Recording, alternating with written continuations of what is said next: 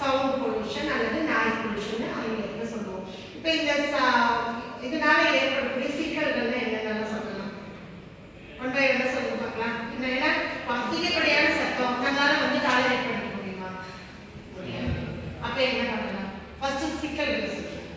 என்ன மாதிரியான சத்தங்கள்லாம் நமக்கு டிஸ்டர்பன்ஸ் பண்ணும்? ஒன் பை ஒன் சொல்லுங்க. வாகனங்கள்ல இருந்து வர ஒலி சவுண்ட் எல்லாமே நமக்கு பாதிக்கும். ஃபர்ஸ்ட் ஒன் வாகனங்களால் ஏற்படக்கூடிய சத்தங்கள். அது எந்த மாதிரியான பாதிப்பு? அது தீர்வுக்கு நம்ம பார்க்கலாம். அடுத்தது ரெண்டாவது பாதிப்பு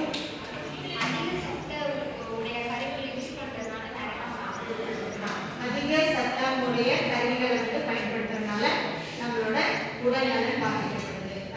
வேற என்ன?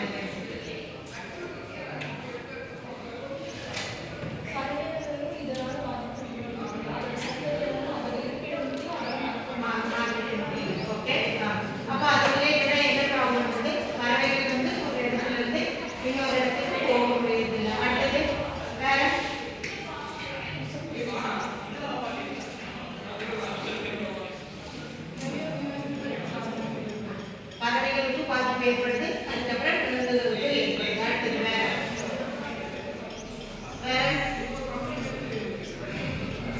சொல்லுங்க.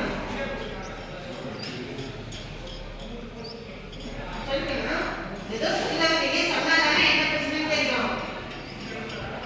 ஏதோ ஓடிட்டு இருக்குல்ல சத்தம் அதிகமா சத்தத்துக்கு என்ன காரணம்? நம்மளால எப்படி டாலரேட் பண்ண முடியும்?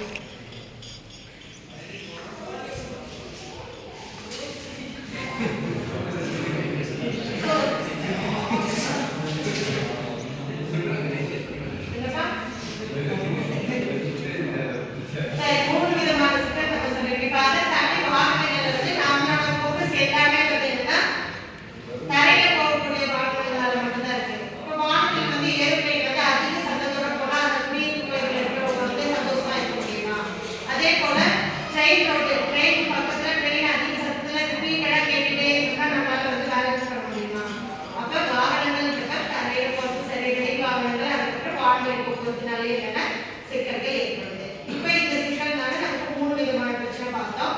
ஒண்ணு மனிதர்களுக்கு நோய்கள் ஏற்படுது. இது ஒன்று பார்த்தோம். ரெண்டாவது சுற்றுச்சூழல் மாசடைவு. மூணாவது சிக்கலா நீங்க சொன்னது விலங்குகள் பறவைகளோட வாழ்வாதாரம் பாதிக்கப்பட்டு அதனால இயற்கை சமநிலையில மாற்றம் ஏற்படுது. இந்த 3 விதமான சிக்கல்கள் பார்க்கிறோம். இதுல இதுக்கு என்ன மாதிரியான தீர்வு? ஃபர்ஸ்ட் ஒன் இந்த வாகனத்தை எடுத்துட்டா அதுக்கு ஆல்டர்னேட்டிவா நம்ம என்ன மாதிரிலாம்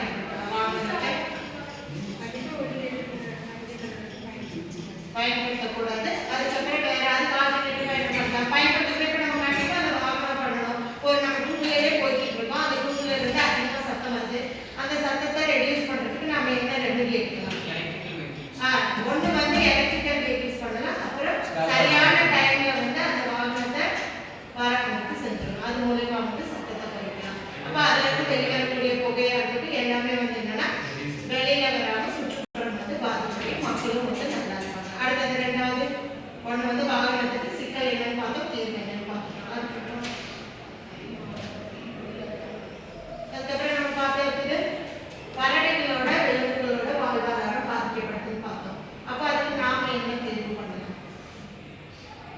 ஏன்னா பறவைகள் ஒரு இடத்துல இருந்து இன்னொரு இடத்துக்கு வர்றப்ப மட்டும்தான் என்னன்னா சுற்றுச்சூழல் என்னன்னா தூய்மையானதாகவும் இன்னொன்று பறவைகளோட இனப்பெருக்கே அதிகமாகும். இன்னொன்று என்ன மரம் செடி கொடிகளோட வளர்ச்சியா அதிகமாகும். இதெல்லாம் நம்ம சின்ன கிளாஸ்ல இந்த பறவைகள் அதுக்கு ஒரு வேர்ட் சொல்லுவாங்க. இந்த பறவைகள் ஒரு இடத்துல இருந்து இன்னொரு இடத்துக்கு போறதுக்கு வலசை போதல். ஏன்னா அப்பதான் அங்க இருக்கக்கூடிய தாவரங்கள் அந்த விதைகளை கொண்டு அந்த எச்சமா போட்டப்ப அங்க விதைகள் முளைச்சு புதிய தாவரங்கள் செடிகள் இருக்கும்.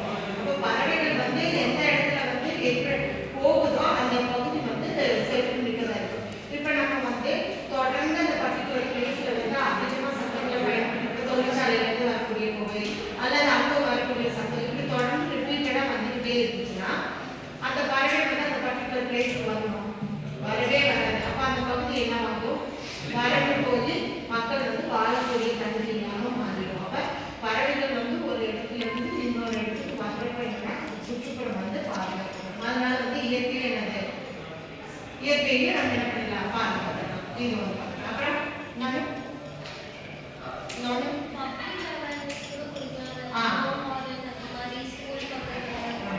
இது வந்து விழிப்புணர்வு. இப்போ இந்த மாதிரி நடக்குது. இந்த மாதிரி அதிகப்படியான சத்தம் எக்ஸாம் டைம்லாம் வந்து அதிகமாக சத்தத்தை வச்சு பாடங்கள் கேட்குறது. ஏன்னா நம்மளோட காதோட கேட்கு திறன் எத்தனை ஹெர்ட்ஸ் முதல்ல எத்தனை ஹெர்ட்ஸ் 20 to 20,000 20 முதல் 20,000 ஹெர்ட்ஸ் வரை தான் நம்மளோட காது வந்து சவுண்ட் வந்து அடாப்ட் பண்ணிக்கும். அதுக்கு மேலே சவுண்ட் போச்சுன்னா அந்த செவிஜவே வந்து கிழிஞ்சு போயிடும். அப்போ வந்து என்னன்னா ஒரு குறிப்பிட்ட சத்தத்துக்கு மேலே வந்து நம்மளால வந்து கேட்க முடியாது. அப்போ இந்த தீர்வுகளை நம்ம பயன்படுத்துறப்ப அந்த ஒலி மாசுபாட்டினால் ஏற்படக்கூடிய சிக்கல்கள் வந்து நம்மளால தீர்க்கலாமா இல்லையா? அப்புறம் தொடர்ந்து நம்ம வந்து மொபைலே வந்து சத்தத்தை அதிகமாக வச்சு கேட்டுட்டே இருக்கோம்னா அந்த காது எழுதிடும். 4 பேர் வந்து கேட்கறது வந்து எழுந்துடும். அதனால வந்து ஒலி மாசுபாட்டை குறைக்கிறது யார் கையில் இருக்கு? மக்கள் வந்து